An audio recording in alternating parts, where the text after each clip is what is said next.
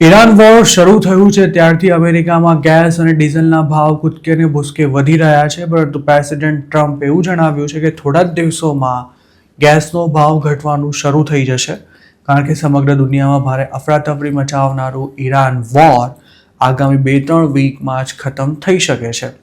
ખુદ અમેરિકાના president Donald ટ્રમ્પે મંગળવારે આ દાવો કર્યો હતો. વ્હાઇટ હાઉસના જણાવ્યા અનુસાર પ્રેસિડેન્ટ બુધવારે સાંજે દેશને સંબોધન પણ કરવાના છે.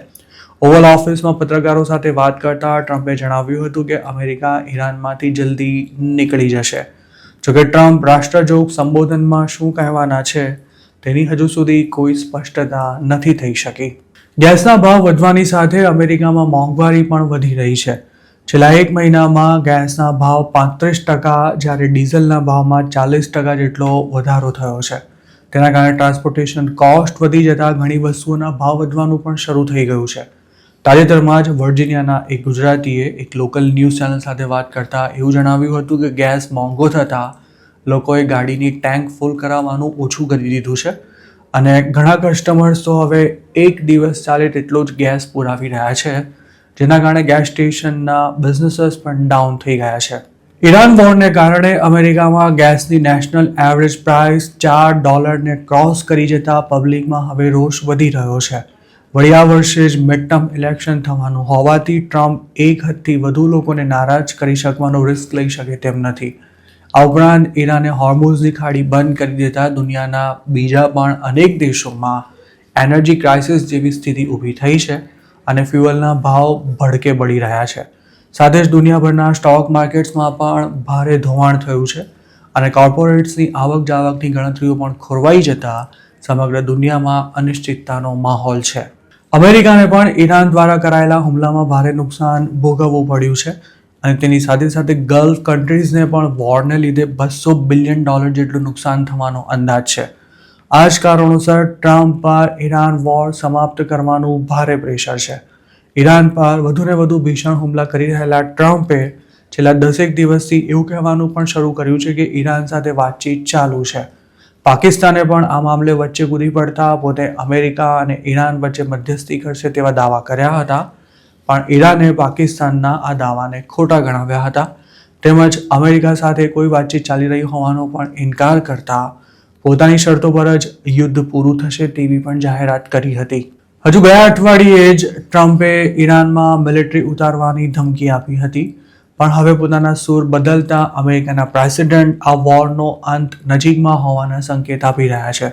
ટ્રમ્પે આ વોર શરૂ કર્યું ત્યારથી જ તેના ઉદ્દેશ અંગે તેમણે ગોળ વાતો કરી છે. અત્યાર સુધીની કાર્યવાહીમાં શું હાંસલ થઈ શક્યું તે અંગે પણ ટ્રમ્પ પાસે કોઈ સ્પષ્ટ મુદ્દા નથી. તેવામાં હવે યુદ્ધ ખતમ થવાની અણી પર હોવાનું જણાવી રહેલી ટ્રમ્પ સરકાર પોતાના નિર્ણયને યોગ્ય ઠેરવવા માટે જાતભાતની વાતો કરી રહી છે. જોકે ટ્રમ્પ રાષ્ટ્રજોગ સંબોધનમાં શું જાહેરાત કરે છે તે ક્લિયર થયા બાદ જ વધુ વિગતો મળી શકશે અને યુદ્ધ ક્યારે પૂરું થવાનું છે તેનું પિક્ચર પણ વધુ ક્લિયર થઈ શકશે. મંગળવારે વ્હાઇટ હાઉસના પ્રેસ સેક્રેટરી કેરોલાઇન લિવિટે જણાવ્યું હતું કે પ્રેસિડેન્ટ વોર બાબતે મહત્વની અપડેટ શેર કરશે. ત્યારબાદ પ્રેસ સાથે વાત કરતા ટ્રમ્પે કહ્યું હતું કે ઈરાનના ન્યુક્લિયર પ્રોગ્રામ અંગે તેની સાથે વાતચીત કરવાના પ્રયાસો સફળ રહ્યા છે અને આ વોર ખતમ થતાં જ અમેરિકામાં ગેસની કિંમતોમાં ઘટાડો થશે. સેક્રેટરી ઓફ સ્ટેટ માર્કો રૂબિયોએ મંગળવારે એક વિડીયોમાં એવું જણાવ્યું હતું કે અમેરિકાએ ઈરાન સામેના યુદ્ધનો મૂળ ઉદ્દેશ પૂરો કરી લીધો છે. જોકે અમેરિકાએ ઈરાનની ન્યુક્લિયર ફેસિલિટીઝને ટાર્ગેટ કરી છે કે કેમ તે અંગે સ્પષ્ટતા કરવાને બદલે રૂબિયોએ માત્ર એટલું જ કહ્યું હતું કે ઈરાનની મિસાઇલ અને ડ્રોનની ક્ષમતાને ખતમ કરી દેવામાં આવી છે, જેથી હવે ઈરાન તેની પાછળ છુપાઈ નહીં શકે. જોકે રૂબિયોએ ઈરાનની પરમાણુ હથિયાર બનાવવાની ક્ષમતાને ટાર્ગેટ કરાઈ છે કે નહીં તે અંગે કોઈ ચોખવટ નહોતી કરી. મહત્વની વાત એ છે કે એક તરફ ટ્રમ્પ લડાઈ ખતમ કરવાની વાતો કરી રહ્યા છે, તો બીજી તરફ અમેરિકન સૈનિકોને ઈરાન મોકલવાનું હજુ ચાલુ જ છે. ટ્રમ્પનો દાવો છે કે અમેરિકન મિલિટરીએ ઈરાનમાં 11,000થી વધુ ટાર્ગેટ્સને હિટ કર્યા છે, પણ હજુ ઇસ્ફાહાન સાઇટ પર ઈરાન પાસે ન્યુક્લિયર બોમ્બ બનાવી શકાય તેટલું મટીરિયલ પડ્યું છે અને તેને ખતમ કરવા માટેના જોખમી ઓપરેશનને મંજૂરી આપવી કે નહીં તેને લઈને હજુ સુધી ટ્રમ્પ કોઈ આખરી નિર્ણય નથી કરી શક્યા.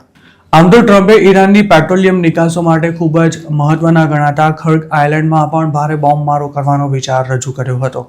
તેમનું એવું પણ કહેવું હતું કે અમેરિકા ગલ્ફના કેટલાક આઇલેન્ડ્સને જપ્ત કરી હોર્મુઝના બંધ થવાથી બાધિત થયેલા ક્રૂડના સપ્લાયને ફરી ચાલુ કરાવી શકે છે. ટ્રમ્પ એવી વાતો કરી રહ્યા છે કે તહેરાન સાથે નેગોશિએટેડ સેટલમેન્ટ કરી શકાય છે અને તેના માટે અમેરિકાએ યુદ્ધ બંધ કરવાની પણ જરૂર નથી. આમ તો આ યુદ્ધ કરવા પાછળના હેતુઓમાં હાલની સરકારને ઉથલાવી પાડવાની સાથે ઈરાન ક્યારે પણ ન્યુક્લિયર વેપન ન બનાવી શકે તે પણ સુનિશ્ચિત કરવાનો હતો. પણ લડાઈ શરૂ થયાને 1 મહિનો પૂરો થઈ ગયા બાદ પણ ઈરાનમાં ન તો સરકાર બદલાઈ છે કે ન તો તેની ન્યુક્લિયર ફેસિલિટીને કોઈ ખાસ નુકસાન થયું છે. તેવામાં ટ્રમ્પે આ યુદ્ધથી શું હાંસલ કરી લીધું તેવા સવાલો પણ ઉઠાવી રહ્યા છે, જેનો ટ્રમ્પ સરકાર પણ કોઈ જવાબ નથી આપી રહી.